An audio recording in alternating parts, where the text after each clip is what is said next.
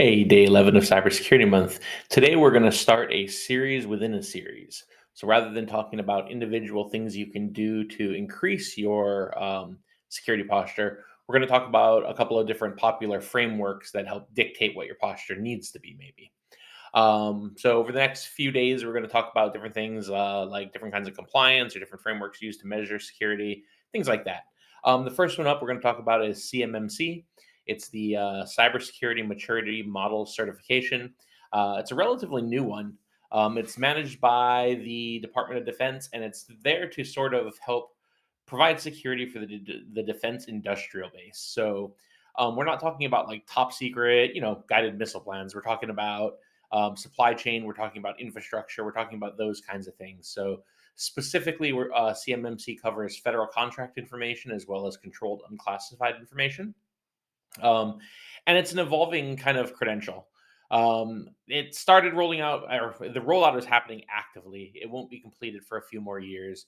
And when I say it's evolving, what I mean is that it's gone through multiple iterations. So the requirements aren't set in stone just yet for all the levels. But let's kind of dive into it a little bit. So right now we're on CMMC Model 2.0 is what we call it. What that really means is that there was originally a CMMC 1.0. It was 5 different levels, and the idea was that they wanted to take NIST, which is a standard that already kind of exists, um, or NIST 800, 172, and 171 specifically.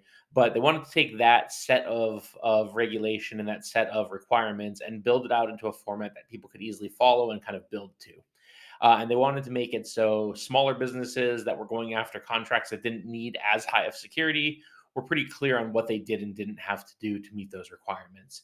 So they came up with 5 levels that sort of divided things up. And over time, they wanted to simplify it a little bit. So they moved to 2.0, which is now down to 3 levels. The way NIST is sort of designed is level one is really meant to be foundational things. It's just good cyber hygiene. So there's not a whole lot of requirements. There's not a whole lot of regulation around how to get it, how to audited or who needs to do the auditing. It's very much a self-reporting kind of standard. It's meant to get the basics done. Level two is more advanced. It's meant for medium, bigger businesses looking to take on larger contracts, or small businesses taking on more sensitive contracts. But the requirements are a bit more stringent. You jump from all of 15 requirements at level one, which isn't much, all the way up to 110 requirements. There's some talks regarding how FIPS is going to be implemented within it, and some other things, some FedRAMP things as well. And then, level three goes all the way to the top. And this is really about being an expert in cybersecurity. And the requirements are very much around large businesses defending themselves from advanced persistent threats and that type of attacker. So at level one, you're really just trying to protect yourself from, drive-by stuff, coincidental stuff, not truly targeted attacks.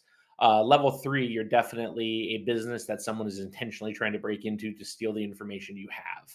So with that, they sort of wanted to make it so businesses could grow into the levels based on the contracts or the federal contracts that they were going after. Um, to help out, they came up with the CMMC AB, which is the accreditation body. This is the group that sort of oversees the credential as a whole. You can check them out as CMMC, or I'm sorry, cyberab.org. And you can read up about the guidelines and news related to it, how to get certified if you're a technical or like a cybersecurity professional looking to get into it. If you're a business that wants to get certified, there's information about the certification process here.